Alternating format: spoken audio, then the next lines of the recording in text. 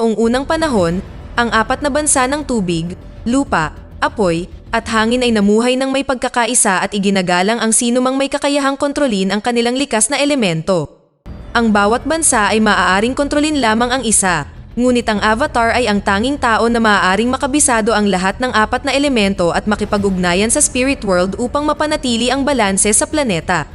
Ngunit 100 taon na ang nakalipas, bigla lang siyang nawala at pagkatapos ay umatake ang Fire Nation. Sa kasalukuyang panahon, si Katara ay nagsasanay sa kanyang waterbending sa pamamagitan ng pag-angat ng isang bilog na tubig na hindi niya sinasadyang nahulog sa kanyang kapatid na si Sokka.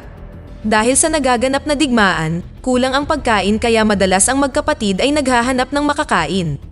Sa pangangaso nila ngayon, napadpad sila sa isang malawak na lugar ng yelo kung saan napansin ni Katara ang isang bagay na kumikinang sa ilalim ng kanyang mga paa.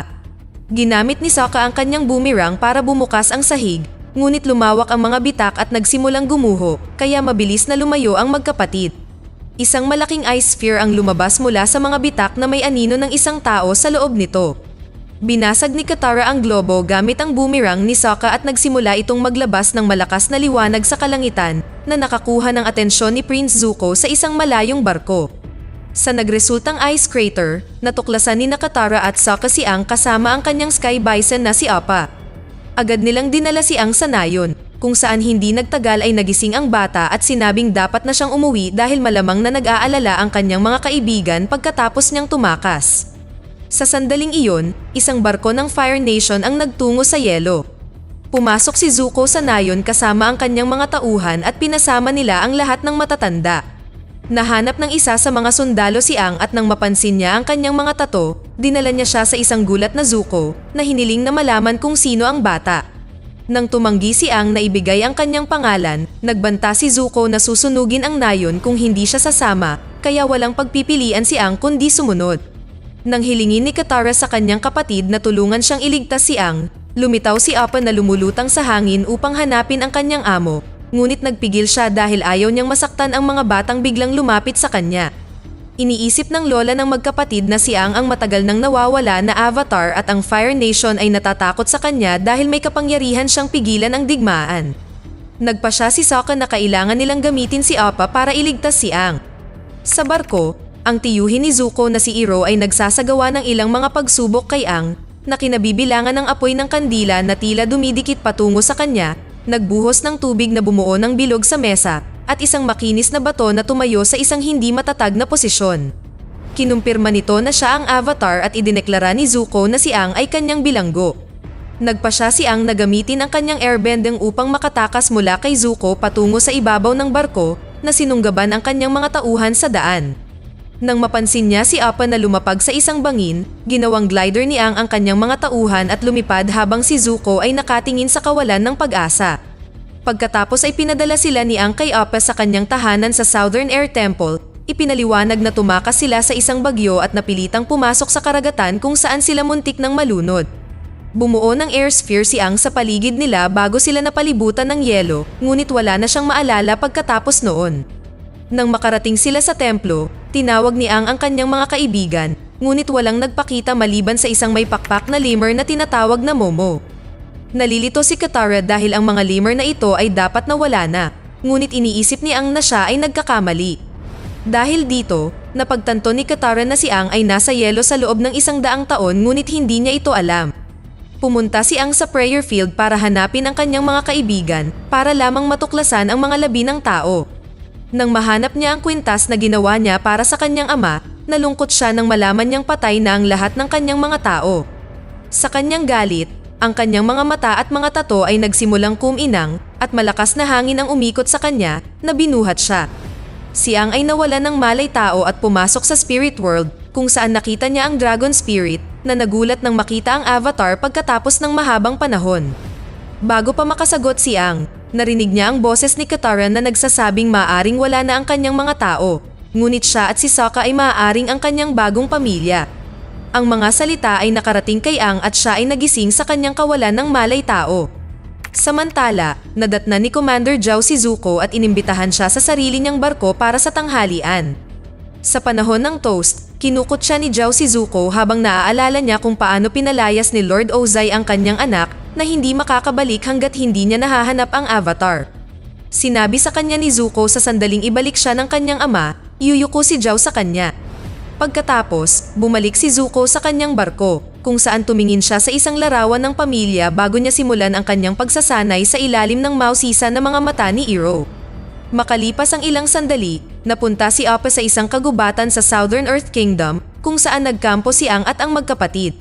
Nalaman ni Aang mula kay Katara na maraming nayon ang bumagsak sa ilalim ng kontrol ng Fire Nation, ngunit hindi pa nila nasasakop ang malalaking lungsod.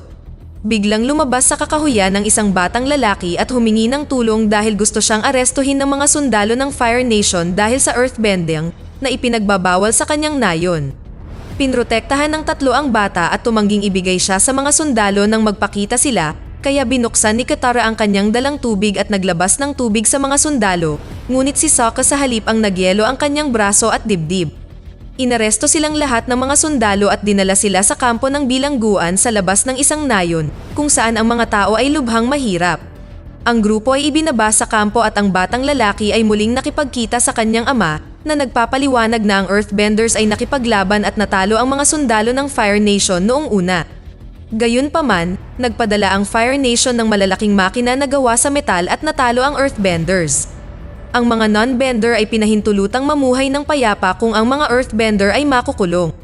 Hindi ito matanggap ni Aang at sinubukan niyang bigyan ng inspirasyon ang mga Earthbender na bumangon at lumaban, ngunit hindi sila tumugon. Pagkatapos ay tinanong ni Aang kung may pagkakaiba ba kung babalik ang avatar, at isang lalaki ang sumagot na kung buhay ang avatar, poprotektahan niya ang mga ito, dahilan upang ipakita ni Aang na siya ang avatar. Ang isang sundalo ay hindi naniniwala sa kanya, na nagsasabi na ang lahat ng mga airbender ay pinatay matagal na ang nakalipas, at itinulak siya ni Katara para dito. Ginamit ni Aang ang kanyang airbending para kontrahin ang pag-atake kay Katara, at agad silang pinalibutan ng mga sundalo para ilabas sila. Kumilos si Sokka upang protektahan sila habang humihingi siya ng tulong, at ang batang lalaki ay naghagis ng bato sa likod ng pangunahing sundalo na lumingon at naglabas ng apoy mula sa kalapit na apoy sa bata. Agad na nagtaas ng earth barrier ang ama para protektahan ang kanyang anak. Ang insidenteng ito ay nagsimulang magbigay ng pag-asa sa ibang mga earthbender. Kasunod ay naglunsad ng malaking apoy ang dalawang firebender patungo sa ama at sa bata, ngunit ito ay naharang ng mas malaking barrier na itinaas ng 6 na earthbender na nagtulungan. Ang isa pang earthbender ay nagtaas ng bato at inihagis ito sa isang sundalo habang hinaharangan ng lupa ang pag-atake ng apoy mula sa isa. Gamit ni Sokka ang kanyang boomerang at si Aang ay gumagamit ng kanyang airbending, na iligpit nila ang isang grupo ng mga sundalo hanggang sa tumakas ang mga natitira. Umalis si Aang sa kulungan at pumunta sa nayon upang tapusin ang sinumang sundalong naiwan. Matapos maayos ang lahat, ang mga taga-nayon ay nagbukas ng isang shed kung saan ang lahat ng mga kagamitan na may kaugnayan sa bending na kinuha ng Fire Nation ay itinatago. Pumasok si Momo at nahulog ang isang waterbending scroll na iniregalo ng isang taga-nayon kay Katara. Pagkatapos, sinabi ni Aang sa mga kapatid na tumakbo siya ng malayo bago siya sinanay na maging avatar, kaya ang alam lang niya ay kung paano mag-bend ng hangin. Iminungkahi ni Sokka na maglakbay sila sa Northern Water Tribe dahil mayroon silang malalakas na waterbender na maaaring magturo kay Aang. Ang bagong nabuo na Team Avatar ay nagtakda sa paglalakbay sa Hilaga, huminto sa iba't ibang nayon sa daan upang ipahayag na ang Avatar ay bumalik. Sa mga lugar na inookupahan pa rin ng mga sundalo ng Fire Nation, ginamit ni Aang ang kanyang airbending para talunin sila at palayain ang nayon mula sa kanilang pagkakakulong. Ginamit din ni Aang ang scroll upang magsanay ng waterbending, ngunit hindi siya masyadong magaling dito. Samantala, binisita ni Zuko at 2 sundalo ang lahat ng lugar na pinalaya ni Aang, naghahanap ng mga pahiwatig. Sa Fire Nation, nakipagkita si Zhao kay Lord Ozai at ipinaalam sa kanya na nilusob na nila ang Great Library. Natagpuan ang mga scroll at kasalukuyang pinag-aaralan upang matuklasan ang lokasyon ng mga espiritu ng buwan at karagatan na maaaring magamit upang sirain ang lungsod ng Northern Water Tribe. Iniulat din ni Zhao na ang Avatar ay bumalik. Sa isang Fire Nation colony sa Northern Earth Kingdom, sinabi ni Iroh na ito ay isang magandang lugar at nakiusap kay Zuko na manirahan dito at kalimutan ang paghahanap sa Avatar, ngunit tumanggi si Zuko.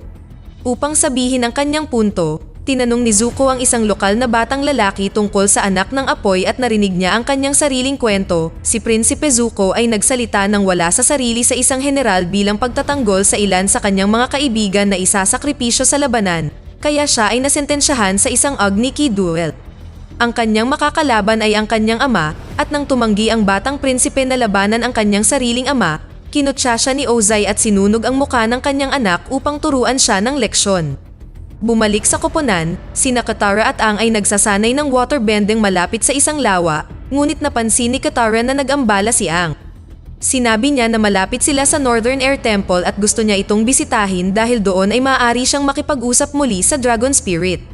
Gayunpaman, si Sokka ay laban sa ideya dahil masyado itong mapanganib. Nang maglaon habang natutulog ang magkapatid, si Aang ay patuloy na nagsasanay ng waterbending at nagawa niyang itaas ang tatlong maiikling haligi ng tubig. Habang ipinipikit niya ang kanyang mga mata na nagko-concentrate, nagsimulang mabuo ang mga alon sa lawa. Naalala niya ang mga aralin ng mga monghe sa templo at ang kanyang mga kapwa-estudyante, gayon din ang mga labi ng kalansay. Nang imulat niya ang kanyang mga mata, nagulat siya nang makita ang resulta ng kawalan niya ng kontrol sa waterbending at nagpasya siyang gisingin si Appa para pumunta sa templo ng mag-isa. Pagdating nila, nakita ni Aang ang isang matandang lalaki na dinala siya sa isang nakatagong silid ng mga estatwa ng mga nakaraang avatar. Inihayag ni Aang na alam ng mga airbender na siya ang avatar pagkatapos niyang pumili ng 4 na laruan sa 1,000, ang parehong mga laruan na pag-aari ng nakaraang avatar. Sinabihan siyang wala siyang pamilya at may pananagutan sa 4 na bansa. Sa seremonya kung saan yumuko ang lahat sa kanya, umaasang tatanggapin niya ang kanyang tungkulin bilang avatar, hindi siya yumuko. Biglang humingi ng paumanhin ang matanda kay Aang sa pag-akit sa kanya doon dahil nabuhay siya sa kahirapan dahil sa kanyang kawalan. Nalilito, lumingon si Aang para lang makita siyang napapalibutan ng mga sundalo ng Fire Nation at ang isa sa kanila ay nagbigay ng pera sa matanda bilang gantimpala. Nahuli si Aang at ikinadina sa isang silid ng dalanginan, ngunit ginamit niya ang pagkakataong mag-meditate at pumasok sa spirit world. Nakita niyang muli ang Dragon Spirit na nagsabi sa kanya na ang Fire Nation ay nagpaplano na gamitin sa maling paraan ang kaalaman mula sa Great Library kaya kailangang pumunta si Aang sa Northern Water Tribe bago maging huli ang lahat. Sa sandaling iyon ay hinila si Aang mula sa spirit world ni Zhao, ang utak sa likod ng bitag na ito. Tiniyak ni Zhao kay Aang na hindi niya siya papatayin dahil siya ay ipinanganak na muli at ang paghahanap ay hindi kailanman matatapos. Nang maglaon, gumulong ang isang tangke sa tulay na nag-uugnay sa templo. Isang asul na nakamaskara na kilala bilang Blue Spirit ang dumulas sa ilalim at humawak sa undercarriage nito para sumakay. Habang kinakausap ni Zhao ang kanyang mga sundalo, ang Blue Spirit ay tumungo sa silid ng dalanginan, palihim na tinatapos ang mga sundalong nakapost sa daan. Pagkatapos ay ginamit niya ang kanyang mga espada para alisin si Aang sa mga tanikala. Nang tumungo si Zhao sa prayer room, nadiskubre niya ang mga bumagsak na sundalo at isang lalaki ang nagmamadali upang alertuhan ang iba na nakatakas ang avatar. Samantala, ginamit ni Aang ang kanyang airbending para patumbahin ang 2 sundalo na humaharang sa kanyang dinaraanan. Pagkatapos ay pumasok siya sa looban kasama ang asul na espiritu para lamang mapalibutan ng toneladang sundalo. Ang isang pag-atake ng apoy mula sa likod ay nagpilit sa kanila na umiwas at maghiwalay at nakipaglaban sa mga sundalo sa magkabilang panig ng courtyard. Ginagamit ni Aang ang practice area para iligpit ang mga sundalo bago tumalon palabas ng courtyard at tumakbo sa stepang pillars na hindi kayang puntahan ng mga sundalo. Si Aang ay malapit nang makatakas gamit ang kanyang staff glider ngunit nakita niya ang Blue Spirit na nakikipaglaban pa rin sa mga sundalo kaya lumipad siya pabalik upang tumulong. Nang utusan ni Zhao ang kanyang mga sundalo na huwag patayin ang avatar, hinawakan ng asul na espiritu si Aang at nagbabantang itinapat ang kanyang espada sa lalamunan ni Aang. Ngayon ay walang pagpipilian si Zhao kundi pabayaan sila. Inakay ng Blue Spirit si Aang sa kabila ng tulay, ngunit nang makarating sila sa dulo, pinana siya ng isang archer. Habang sumusugod ang mga sundalo sa tulay, natuklasan ni Aang na ang Blue Spirit ay si Zuko, ngunit ginamit pa rin niya ang kanyang airbending para hilahin ang fog at itago ang kanilang pagtakas. Kinaumagahan, iniwan ni Aang si Zuko sa tabi ng apoy sa kagubatan. Sa Northern Earth Kingdom, sinabi ni Iroh kay Zuko na hinahanap siya ng mga tauhan ni Zhao, ngunit sinabi ni Iroh sa kanila na nasa bakasyon si Zuko. Tumanggi si Zuko na sabihin kung saan siya pumunta at inanunsyo na aalis sila para habulin ang avatar. Nang maglaon sa loob ng kanyang barko, Napansin ni Zuko ang isang bagay na sumisitsit malapit sa lampara sa kanyang dingding at tumakbo palabas bago sumabog ang barko sa isang malaking bowl ang apoy. Gumalaw si Iroh para protektahan ang isang babae habang sumisigaw siya kay Zuko. Samantala, dumating ang Team Avatar sa Northern Water Tribe at iniharap ang kanilang mga sarili sa Royal Court. Naging magkaibigan kaagad sina Sokka at Prinsesa Yu, at nang ipakita sa kanila ni Aang na siya ang huling airbender, tinanggap siyang magsanay kasama ang Master.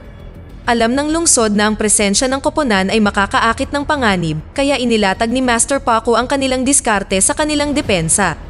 Kung masisira ng Fire Nation ang mga pader, kailangan nilang panatilihin ang mga sundalo sa looban hanggang gabi habang maaaring samantalahin ng mga waterbender ang kapangyarihan ng Moon Spirit.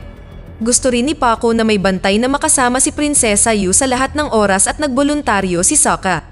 Sa palasyo ng Fire Nation, ipinaalam ni Zhao kay Ozai na ang lokasyon ng mga espiritu ay natukoy mula sa mga scroll at inutusan siya ni Ozai na alisin ang mga ito at kunin ang Water Tribe upang sirain ang Avatar. Ang armada ng Fire Nation ay umalis sa mga daungan at sina Zuko at Iroh ay sumama kay Zhao. Palihim na sinabi ni Iroh kay Zuko na sa palagay niya ay si Zhao ang naging sanhi ng pagsabog na halos pumatay sa kanya at nag-aalala tungkol sa susunod na maaaring gawin ni Zhao. Ngunit gusto pa rin ni Zuko na magpatuloy. Balik tayo kay Aang, siya at si Katara ay pumasok sa mga klase ng waterbending kasama si Pakko.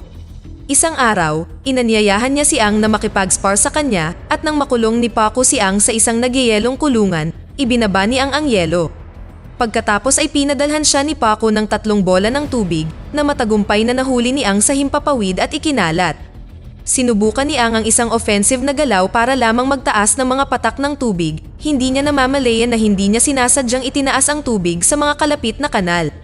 Samantala, masaya sina Sokka at Yu sa piling ng isa't isa. Pumunta sila sa mga pader ng kuta para makita ang karagatan at ibinunyag ni Yu na siya ay isang patay na sanggol. Nagdasal ang kanyang mga magulang sa espiritu ng buwan ng ilang araw at nang magising siya, pumuti na ang kanyang buhok. Biglang bumagsak ang itim na abo sa buong lungsod na kinikilala ni Sokka bilang pagdating ng armada ng Fire Nation. Sa punong barko, sumakay si Zuko sa isang maliit na bangka na nakasuot ng puting camouflage. Matapos siyang paalalahanan ni Iroh na gamitin ang kanyang chi para manatiling mainit, lumabas si Zuko malapit sa baybayin at sumisid.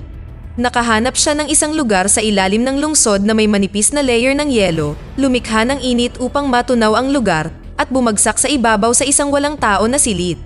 Pinuntahan ni Aang si Yu para tanungin kung mayroong isang espiritual na lugar kung saan siya maaaring mag-meditate para makipag-ugnayan sa Dragon Spirit para sa payo, at pinamunuan ni Yu ang buong team doon.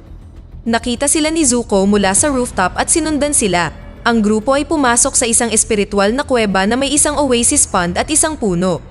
Sinubukan ni Momo na hawakan ang isda, ngunit pinagalitan siya ni Aang at lumipad si Momo. Pagkatapos ay umupo si Aang upang mag-meditate malapit sa puno habang ang mga isda ay umiikot sa isang bilog at nagsimulang kuminang. Inalalayan ni Sokka si Yu pabalik habang si Katara ay nananatili kay Aang. Habang nagmumuni-muni si Aang sa kawalan ng malay tao, ipinakita ni Zuko ang kanyang sarili at ginamit ang kanyang lampara upang sunugin ang damo. Pagkatapos ay nagpadala siya ng 2 apoy na inalis ni Katara sa pamamagitan ng pagbend ng isang malaking daloy ng tubig mula sa lawa. Palibhas ay humanga, si Zuko ay naglabas ng 2 mas komplikadong tira na tumama kay Katara at nagtagumpay lamang siya sa pag-iwas sa isa, ang isa naman ay malakas siyang itinulak sa puno. Sinuri ni Zuko ang kanyang kalagayan habang ipinapaliwanag niya na hindi siya makakauwi nang wala ang Avatar. Habang tumutunog ang kampana ng lungsod, ang mga lokal ay naghahanap ng pagtataguan sa buong lungsod. Pumila ang mga sundalo sa mga dingding ng kuta at kinakalampag ang dulo ng kanilang mga sibat sa nagyayelong sahig para sa moral. Pagkatapos ay isang firebender na nakasakay sa Komodo Rhino ang bumaba sa plataporma ng barko at pinataas ang nagyayelong mga pader ng kuta. Sa itaas, ginamit niya ang nagniningas na bakal na bala ng mga catapult mula sa barko upang pasabugin ang lungsod sa ibaba. Ang mga spinning drill ay sumisira sa ibabaw sa maraming lokasyon sa loob ng lungsod, kung saan lumabas ang mga sundalo mula sa dagat sa ibaba. Sa kuweba, nakita ni Sokka si Katara na walang malay at ginising siya para lang malaman na kinuha ni Zuko si Aang. Samantala, inilagay ni Zuko si Aang na wala pa ring malay tao sa isang silid ng imbakan, pagkatapos ay dumungaw siya sa bintana upang pagmasdan ang labanan na nagaganap sa ibaba, nagpa siya na maghintay siya hanggang sa labanan ng lahat ang lahat bago lumabas. Sa Spirit World, tinanong ni ang Dragon Spirit kung paano tatalunin ang Fire Nation, ngunit sinabi ng Dragon kay Ang na nilalagay niya ang kanyang kalungkutan at galit, at dapat siyang bumitaw dahil ang Avatar ay hindi para saktan ang iba. Bago lumipad palayo, pinayuhan ng Dragon si Ang na gamitin ang karagatan at ipakita sa kanila ang kapangyarihan ng tubig. Pagkatapos ay nagising si Ang at naabutan niyang kausap ni Zuko ang kanyang sarili kaya agad siyang umalis, tumalon sa mga barrel habang hinahabol siya ni Zuko.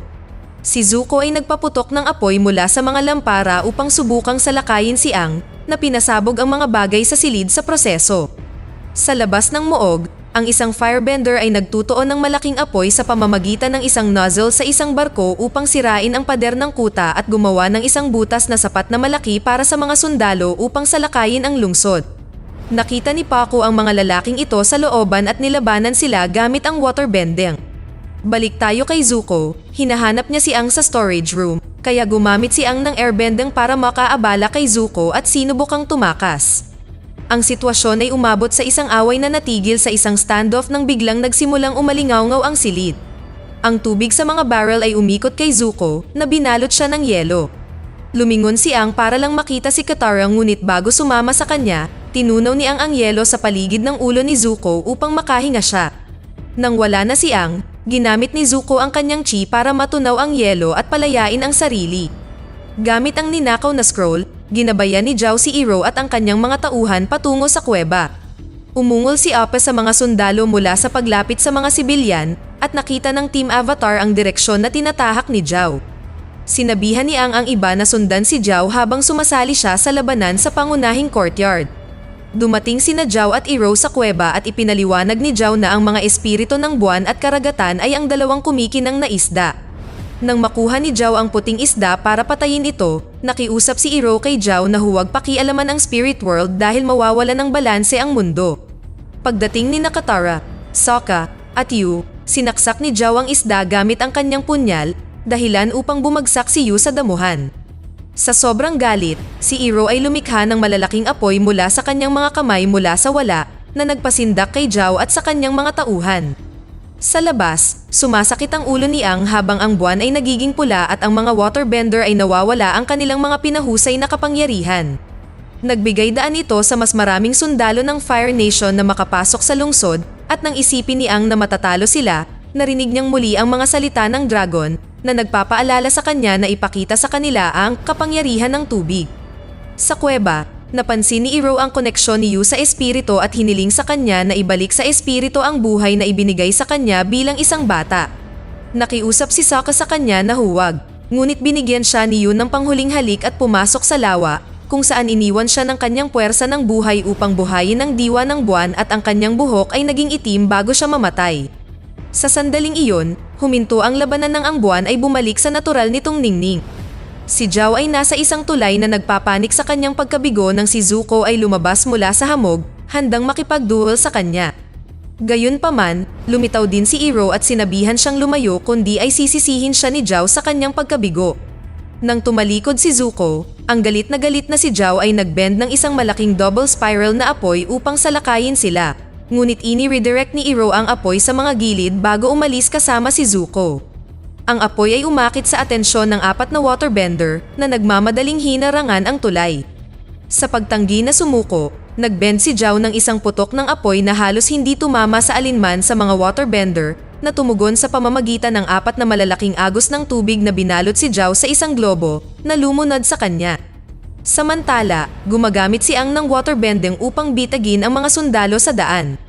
Nagpadala siya ng airbending blast sa looban na nagbukas ng landas sa pamamagitan ng puwersa ng labanan na humantong sa kanya sa dingding.